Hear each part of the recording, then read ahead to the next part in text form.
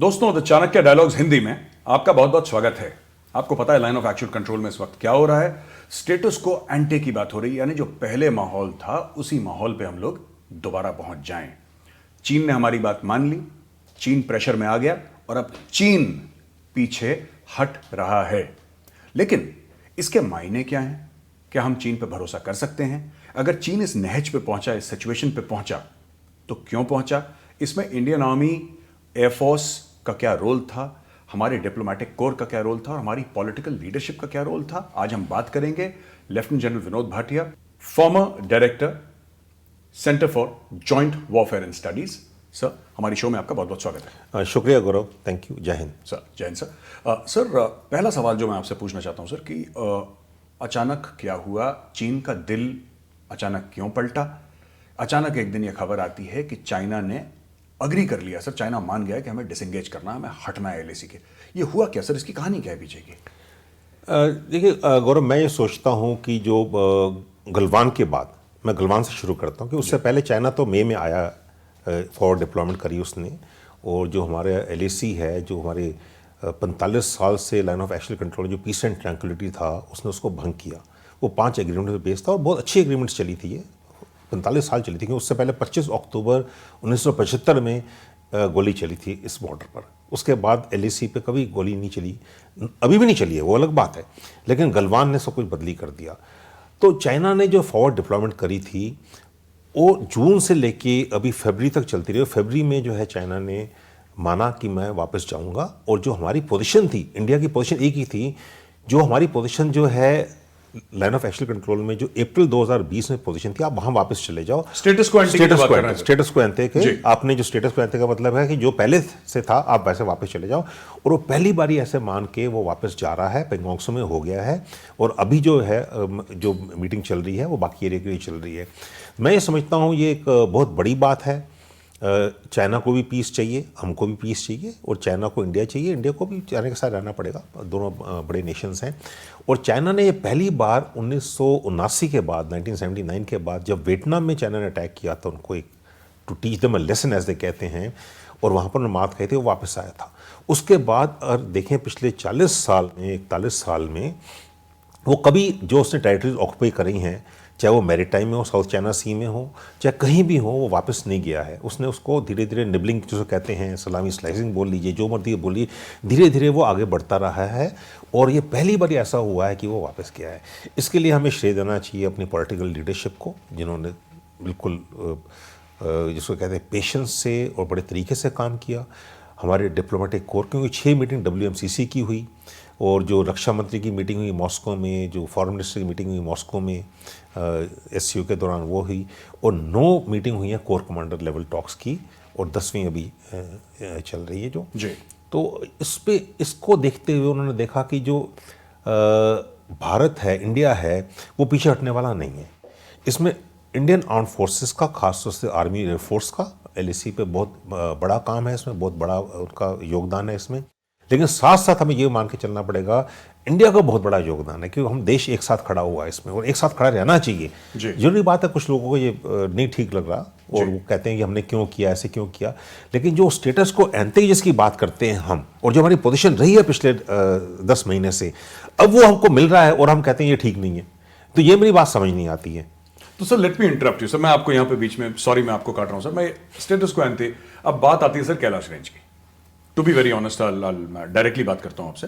Sir, Kailash की बात आती है। अब लोग कहते हैं साहब, अगर स्ट्रेटेजिकली इतना इंपॉर्टेंट था तो आपने फिर कैलाश रेंज क्यों छोड़ दिया? आप स्टेटस को एंटे की बात करते हैं, और जैसे कि आपकी मेरी पहले भी बात हो रही थी सर, कि अगर आप स्टेटस को एंटे मानते हैं, अगर आप चाहते हैं कि अप्रैल 2020 वाले मामले पे हम लोग चले जाएं जो उसके पहले था, तो फिर पूरी तरीके से जाना पड़ेगा। आप आधे अधूरे नहीं कर सकते इसको। ये मेरा पॉइंट ऑफ व्यू सर। इस पर जरा बताइए कैलाश रेंज के बारे में, बिकॉज ओवरलुकिंग द मॉल्डो गैरिसन, हम लोग उसकी भी बात करते हैं, ओवरलुकिंग द मॉल्डो गैरिसन, चाइनीज के ऊपर बड़ा प्रेशर आया, वहां पे SFF जाके बैठ गई थी सर। इसके बारे में जरा बताइए सर, क्या बात है? देखिए ऐसा होता है कि हमारे जो ऑप्शंस होते हैं QPQ क्या बोलते हैं, क्विड प्रो क्यू। अगर चाइना ने कुछ किया है तो हमने भी कुछ कर दिया है जी।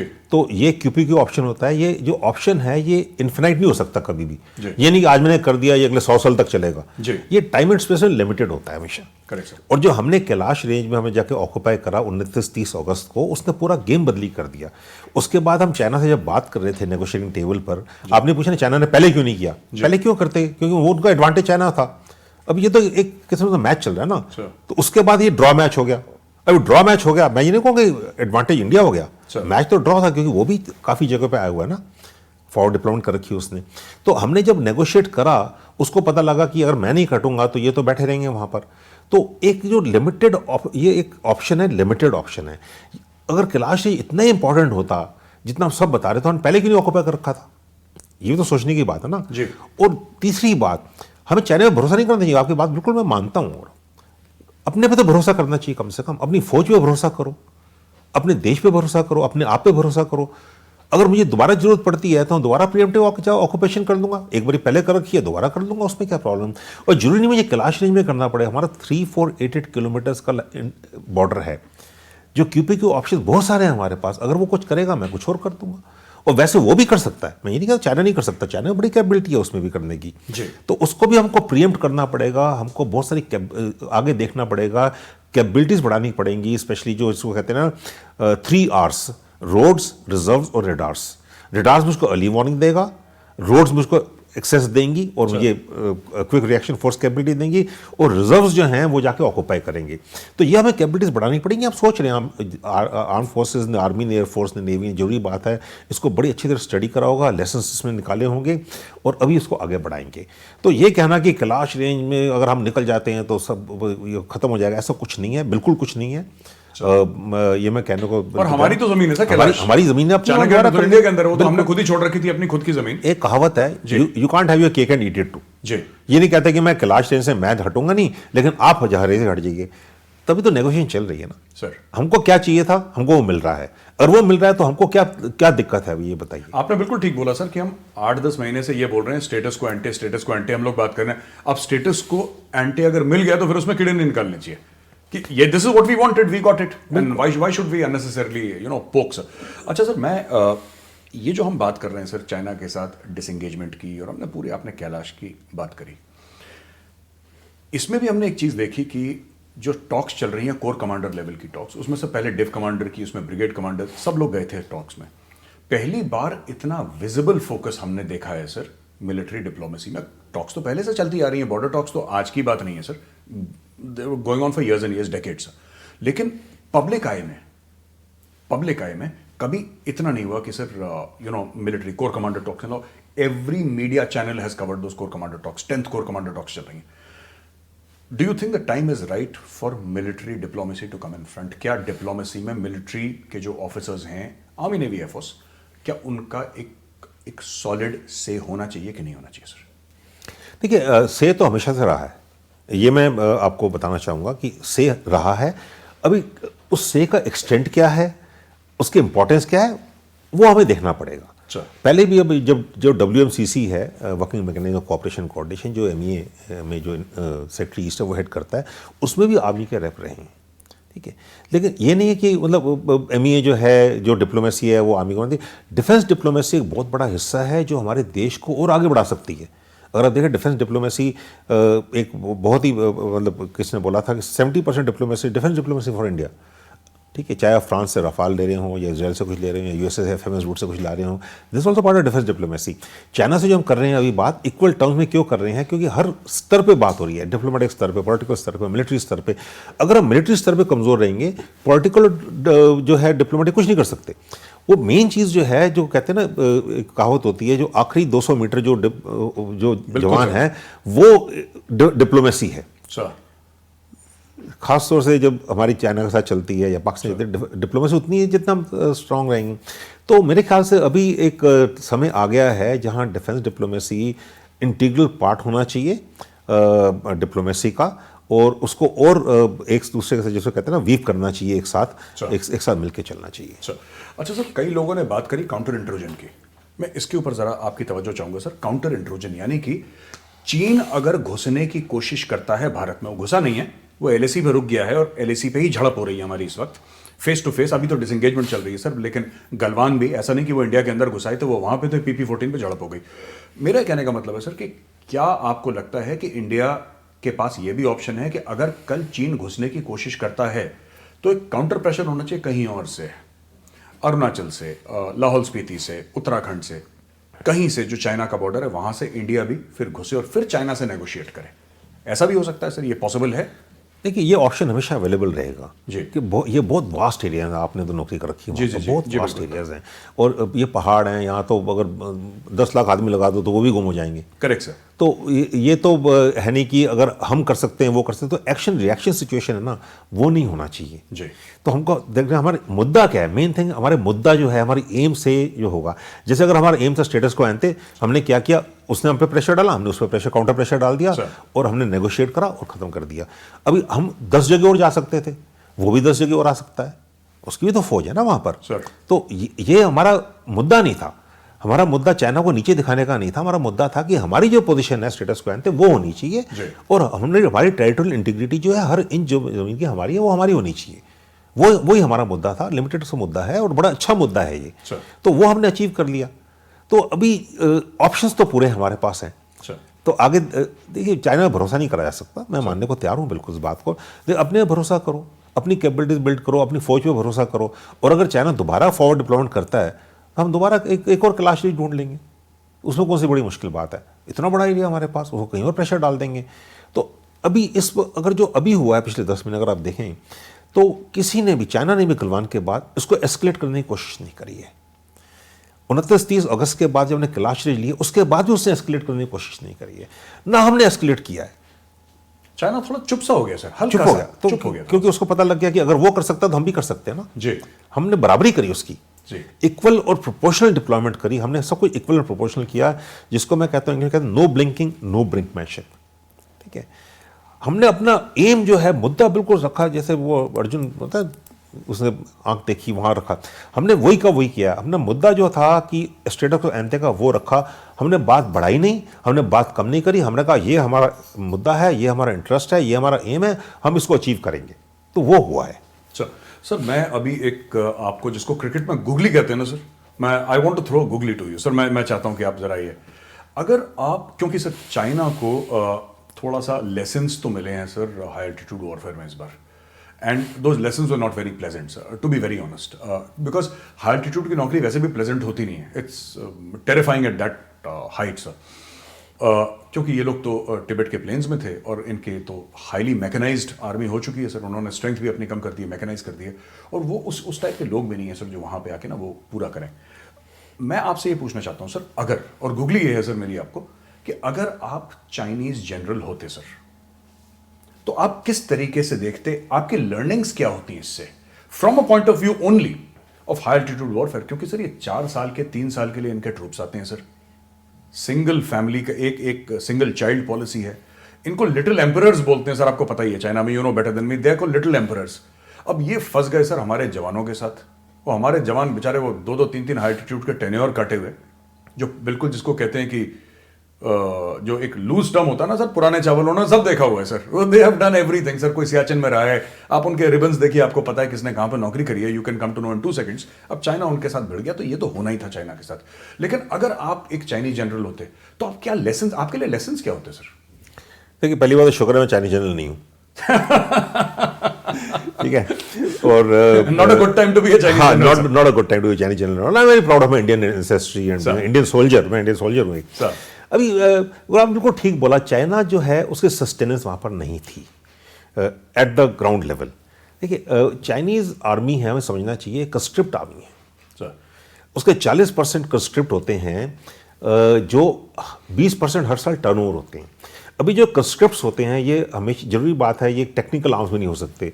कंस्क्रिप्ट को आप बोलेंगे नहीं कि टेक्निकल आर्म में चला जाए, एयरफोर्स है, नेवी है, आर्मी में भी जो PLA जो है इनकी टेक्निकल है, क्योंकि उसमें ट्रेनिंग पीरियड चाहिए।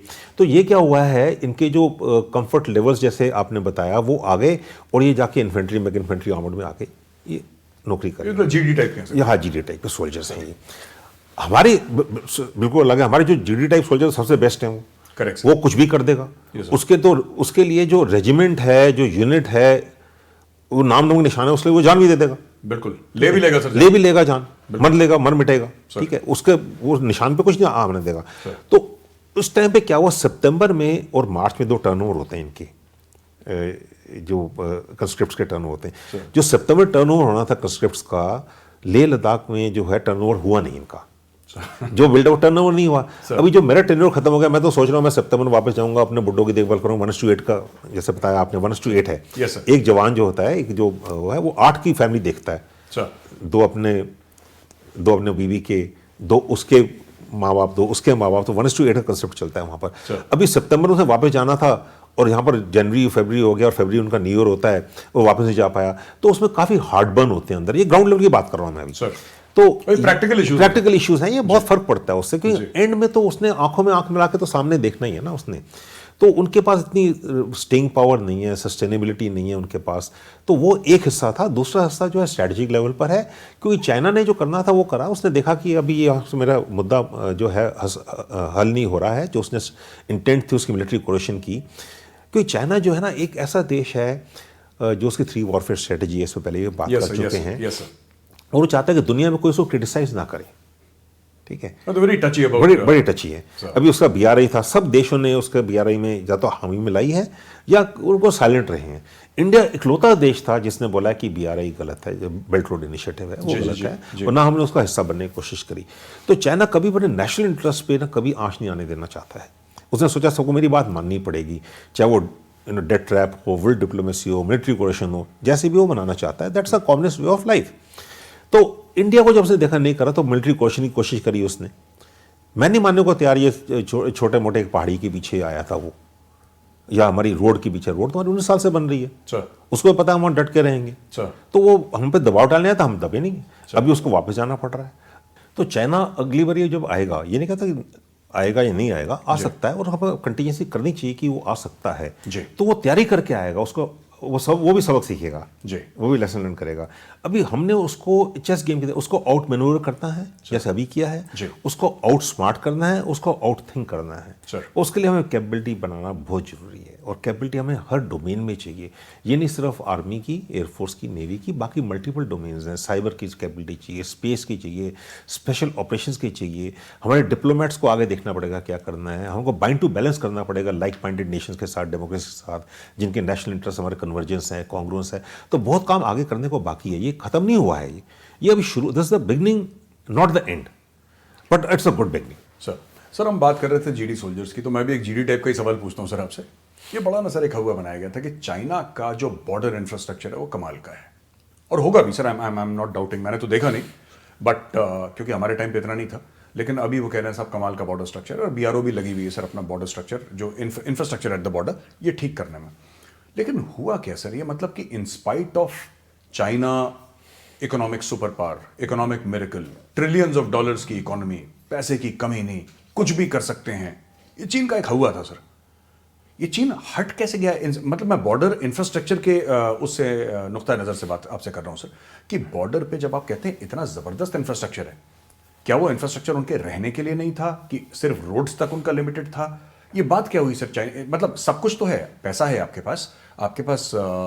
पास वर्ल्ड क्लास इंफ्रास्ट्रक्चर है, आपके पास ऐसा भी नहीं कि डेमोक्रेसी है जहां पे ऑपोजिशन पार्टी हर दूसरे दिन आपकी टांग खींचती है। वहां पे तो शी जिनपिंग है सर, ही इज गॉड, वो तो भगवान है, उसने जो बोल दिया वो हो गया। वहां पे सिंगुलर कमांड है चाइना में। इसके बाद भी ये सब चीजें चाइना के फेवर में होने के बाद भी ऐसा क्या हो गया सर कि चाइना अब वापस पीछे हट रहा है, और बड़ी तेजी से पीछे हट रहा है? देखिए, पहली बात तो मैंने कहा चाइना ने कभी इतने असेसमेंट नहीं करा था कि उसको ऐसा रेजोल्यूट रिस्पॉन्स मिलेगा। ये बात सच है सर। ये हमें अपने आप को थोड़ी सी शाबाशी देनी चाहिए इसमें जी। हम बड़े क्रिटिकल होते हैं अपने एक्शंस की। तो चाइना ने कभी ये एक्सपेक्ट नहीं किया था, उसने तैयारी नहीं करी थी। और दूसरी बात ये देखने की है, जो बॉर्डर इंफ्रास्ट्रक्चर उसका बहुत अच्छा है, मतलब उसको शक नहीं होना चाहिए, state of the art multi modal infrastructure है, एयरफील्ड्स हैं, लॉजिस्टिक इंस्टॉलेशंस हैं, रोड्स हैं, आप बोलिए उसका सब कुछ है वहाँ पर।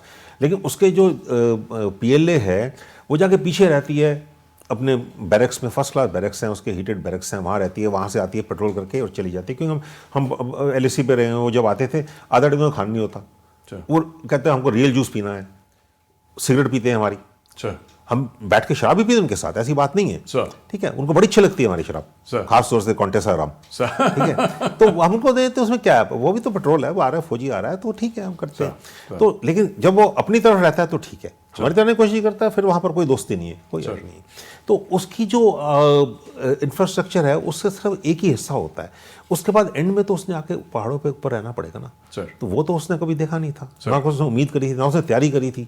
उनकी एक्सरसाइज भी एरियाज होते हैं, वो भी प्लेटो में है। सर। तो चढ़ना, ऊपर चढ़ना और प्लेटो में चलना जो है जमीन आसमान का फर्क है।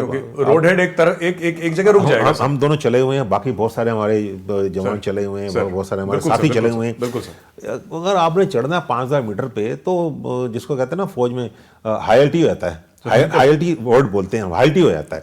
हाई एल्टी एक ऐसा वर्ड है जो हर एक चीज को एक्सप्लेन कर देता है। Yes sir. ठीक है, तो वो हाई एल्टी हो जाता है, उससे दिमाग से लेके घुटने तक और एड़ी तक सब कुछ एक्सप्लेन कर देता है। एक जवान का बड़ा सब हाई एल्टी हो गया। बिल्कुल बस, बिल्कुल। Then it is this thing. अच्छा सर, मैं एक तो छोटे छोटे और सवाल आपसे पूछूंगा सर। एक तो शुरू में ही मुझे ऐसा लग रहा था, काफ़ी लोग कह रहे थे नहीं चाइना आएगा और यहाँ पे वॉर वाली सिचुएशन है। मुझे भी लगा सर, जबकि मैं तो फौज में कंपनी कमांडर था सर, मैं छोटा सा एरिया था अपना, AOR तो छोटा ही होता है कंपनी कमांडर का। लेकिन सर मैंने देखा कि ये टेंट में आके टेंट में रह रहा है चाइना, ना कोई ऐसे उसने शुरू में पुख्ता मजबूत बंकर बनाने की कोशिश करी, ना उसने ट्रेंचेस खोदी। सामने बिल्कुल सर एक एयरबस्ट होता और सारे के सारे चले जाते। अगर वहां पे ये बात आर्टिलरी शेलिंग की होती तो क्या डे वन से हमें तो पता ही था sir, this was nothing but coercive military diplomacy, कि हम थोड़े से अपने सर, जिसको पंजाबी में कहते हैं डोले शोले थोड़े से दिखाएं इंडिया को, थोड़ी सी आंखें दिखाएं, डरा दें। और वो इंडिया डरा नहीं, वहां पे इंडिया वहां पे डटा रहा। Then it got embarrassing for the Chinese. और फिर वो मेरा जो आकलन है सर, जो मैं समझता हूं, फिर चाइनीज एक फेस सेविंग मेथोडोलॉजी ढूंढने लगे सर, कि किसी तरीके से इज्जत बच जाए और हम निकल जाए। क्या मेरा आकलन सही है सर? 100%। चाइना को एक फेस सेविंग एग्जिट चाहिए था, वो उसको मिल गया फेस सेविंग एग्जिट सर। और अगर इंडिया ने दे दिया तो उसमें कोई बड़ी बात नहीं है। हमको भी स्टेटस को एंटे चाहिए था, उसमें देखो विन विन सिचुएशन है दोनों के लिए सर। हमको अपना मिल गया, उनको वापस जाने को मिल गया, तो एक विन विन सिचुएशन है। जहाँ तक चाइना की बात है, अगर आप देखें उसके डिप्लॉयमेंट में, आपने बिल्कुल ठीक बोला, देखो कैमोफ्लेज कंसीलमेंट कहीं नहीं थी, उसके टैंक्स भी ओपन में थे। बिल्कुल सर। जब हमने वीडियो देखे उसके टैंक्स वापस जाते हुए, तो कैमोफ्लेज ही नहीं था वहाँ पर सर। तो इसका मतलब वो सिर्फ पोस्टिंग करने आया था। Yes sir. दिखाने आया था मैं बहुत ताकतवर हूँ, हमने जैसे आपने बोला डोले शोले लेके आया था, सर। हमने बोला ठीक है तेरे डोले ठीक है, हमारे डोले भी बहुत अच्छे जी। हैं, तो देखी जाएगी, आजा। एक किस्म से जिसको कहते हैं ना मेंटल जो रोबस्टनेस थी, वो हमने दिखाई उसको वहाँ पर, और वहाँ पर हमारी जीत हुई है। और मैं इसको जीत बोलूँगा जी, बिल्कुल। मतलब उसमें कोई शक नहीं होना चाहिए। इसमें बड़ी गर्व की बात है कि हमने इतने बड़े देश को, जो हमसे 5 गुना ज़्यादा बड़ा है कॉम्पिटिशन नेशनल पावर में, उसको हमने अपनी हमने बड़े संयम से काम किया है सर। टाइम लगे तो टाइम लगेगा, उसमें क्या है, लेकिन वो वापस गया है, वापस जा रहा है और वापस जाएगा। ये हमने बड़ा उसको सीधा सीधा बोल दिया कि आपको तो वापस जाना ही पड़ेगा, चाहे कुछ भी हो जाए। हम यहाँ डटे हुए तो हम डटे रहेंगे यहाँ पर बिल्कुल। तो ये पहले भी होता रहा है, लेकिन पहले थोड़े कम स्केल में था, इस बार स्केल बहुत बढ़ गया था। तो उसने सोचा वो कर लेगा और वो नहीं कर पाया है। और मेरे ख्याल से उसका कभी भी वॉर का इरादा नहीं था, क्योंकि 50,000 आदमी लाने से इस इलाके में 50,000 आदमी क्या होता है, कुछ भी नहीं होता। माउंटेन ईट मैन सर। हाँ, आपने बोला ना सर 10 लाख आ जाए तब तक नहीं पड़ेगा। फर्क नहीं पड़ता, 50,000 से क्या कर लेगा वो। 50,000 से देखिए 1:9 या 1:12 की रेशियो में कम्बैट रेशियो चाहिए होती है। जी बिल्कुल। तो अगर एक कंपनी वहाँ पर है, अगर 100 आदमी की, तो आपको 1200 आदमी चाहिए उसको कैप्चर करने के, 900 आदमी चाहिए कम से कम कैप्चर करने के लिए उसको। तो 50,000 में क्या कर लेगा वो। तो I think war was not an option for China. War is not an option for China. War is also not an option for India. India also doesn't want war. हमारे इतने वेलबींग ऑफ 1.3 बिलियन पीपल हमारे हैं, तो हमने भी वो हम तो पीस लिविंग नेशन है वैसे भी सर, हम तो रिस्पॉन्सिबल नेशन है, हमको वॉर नहीं चाहिए। लेकिन दैट डज नॉट मीन कि हम अपने जो राइट्स हैं, जस्ट एट बेलम है, जस्टिस जो जस्ट वॉर है, हमारी जस्ट वॉर थी ये, हम बिल्कुल ठीक थे उसमें, जस्टिस मॉरल राइट थी हमारे पास, हम उसको डिफेंड नहीं करेंगे। तो वो जो हमने सिग्नल दिया चाइना को, वो बहुत लंबा चलेगा ये सिग्नल। सो मेरा आखिरी सवाल आपसे sir, what are the lessons for the Indian army? Indian army ने क्या सबक सीखा इस पूरे 8-9 महीने में, जो 9 महीने का पूरा ये रहा है सिस्टम सर? इंडियन आर्मी ने क्या, आपको क्या लगता है कि क्या सबक सीखे होंगे इंडियन आर्मी ने? जरूरी बात है, जो आर्म फोर्सेज हैं उन्होंने अपने स्टडीज़ करी हैं और उसमें से लेसन लर्न होंगे। जो हमारी खामियां हैं उसको दूर करेंगे और जो हमारी स्ट्रेंथ्स है उसको कंसोलिडेट करेंगे। ये उनकी बात है जहाँ तक मैं समझ सकता हूँ, और ये ओपन सोर्स की बात कर रहा हूँ मैं बिल्कुल। जहाँ में सबसे पहले हमको जो है सबसे बड़ी चीज़, और मैं फ्रैंकली बात करूंगा आपसे, 2-3 मिनट इसमें लगाऊंगा मैं। जी बिल्कुल। एक तो जो हमारा कमांड एंड कंट्रोल स्ट्रक्चर है वहाँ पर उसको देखने की ज़रूरत है, क्योंकि जो आईटीबीपी है वो उसका अलग कमांड चैनल है, हमारा अलग चैनल है। आईटीबीपी बॉर्डर मैनेजमेंट के लिए है और जो आर्मी वहाँ पर है बॉर्डर डिफेंस के लिए है। अभी उस दोनों को मिला के चलना पड़ेगा, और जैसे हमारा एलसी पर है वहाँ पर हमको एक साथ एक कमांड कंट्रोल स्ट्रक्चर चाहिए। ये अंडर कमांड होती है, under operation control, under operation under operation control. मैं ये नहीं कहता कि एलएसी एलसी बन गए, मैं उससे बिल्कुल सहमत नहीं हूँ जी। एलसी डिफाइंड है, साइंड है, और उसके डायनेमिक्स में बिल्कुल अलग है। बिल्कुल। हमको कभी नहीं बोलना एलएसी एलसी बन गई, एलसी में अभी तक फायरिंग नहीं हुई है वैसे देखा जाए तो, ठीक है। वो एक है। दूसरा, इंफ्रास्ट्रक्चर डेवलपमेंट की बात करी थी आपने, हमको वहाँ इंफ्रास्ट्रक्चर डेवलप करना पड़ेगा। हमको रोड्स चाहिए, हमको हेलीपैड्स चाहिए, एएलजीस चाहिए, लॉजिस्टिक इंस्टॉलेशन चाहिए, और हमें चाहिए, हमारे लोगों को चाहिए जो बॉर्डर एरियाज में लोग हैं वहाँ पर। अगर देखिए चाइना 623 विलेज के आसपास बना रहा है, वहाँ पर वो अपनी हैंड पॉपुलेशन लेके आएगा। हमारे जो लद्दाख के लोग हैं उन्होंने हमारी बहुत मदद करी है, बिल्कुल। हमारे बॉर्डर एरिया के लोग बहुत मदद, उनके बिना हम नहीं वहाँ रह सकते सर। हमको उनको श्रेय देना चाहिए।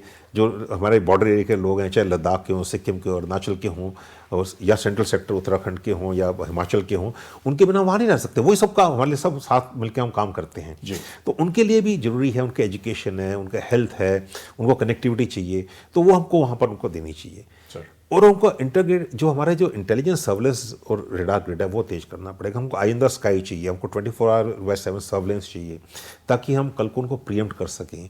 हमको क्विक रिएक्शन फोर्सेस चाहिए, हमको एविएशन एसेट्स चाहिए, एयरफोर्स में हमें कैपेबिलिटीज चाहिए, अभी आ रहे हैं, चाहे वो रोटरी विंग हो, चाहे फिक्स विंग हो, चाहे फाइटर्स हों, हमको और बढ़ाना पड़ेगा। तो बहुत सारी और चीज़ें हैं जो हमको करनी पड़ेंगी, मतलब इसमें तो कोई अंत नहीं है। तो ये लेसन्स लेके चलेंगे, जॉइंटनेस है, इंटीग्रेशन है, तो ये भी साथ लेके चलना पड़ेगा। तो मेडिकल सर्विसेज हैं उसको देखना पड़ेगा। हमारे रैपिड एक्लिमेटाइजेशन है, जैसे एक्लिमेटाइजेशन अगर यहाँ करते हैं तो हमको 2 हफ्ते लग जाते हैं एक्लिमेट करने के लिए, रैपिड एक्लिमेट के तरीके की जरूरत पड़े तो वो करना पड़ेगा। तो बहुत सारी चीज़ें जो हमको लेसन्स लर्नड हैं, और जो हमने अच्छा काम किया है हमको उसको आगे और रिफाइन करके उसको और स्ट्रेंथन करना पड़ेगा।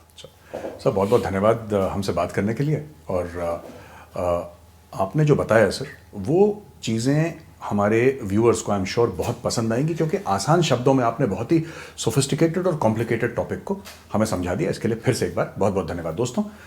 लेफ्टिनेंट जनरल विनोद भाटिया के साथ हम चाणक्य डायलॉग्स में बातचीत कर रहे हैं। जनरल साहब ने कई सारी चीज़ें बताई कि हुआ क्या वहाँ पे, चाइना डिसंगेज क्यों कर रहा है लाइन ऑफ एक्चुअल कंट्रोल में, चाइना की मजबूरियाँ क्या थी, भारत ने अच्छा काम क्या करा। जनरल साहब ने यह भी बताया कि आगे चल के हमें क्या करना है, हमारे लिए सबक क्या निकले, क्योंकि हर चीज़ से भारतीय सेना सबक लेती है, और ये जो एलएसी में पिछले 9 महीने से हो रहा है, इसमें भारतीय सेना से क्या सबक लिया भारतीय सेना ने इस पूरे पिछले 9 महीने में जो भी हुआ है। मैं अगले हफ्ते फिर आऊँगा, एक और गेस्ट को आपके पास लाऊंगा, आपके सामने लाऊंगा, एक और टॉपिक के साथ आऊँगा। तब तक के लिए मेरी टीम और मेरी तरफ से आप सबको चाणक्य डायलॉग्स की तरफ से जय हिंद।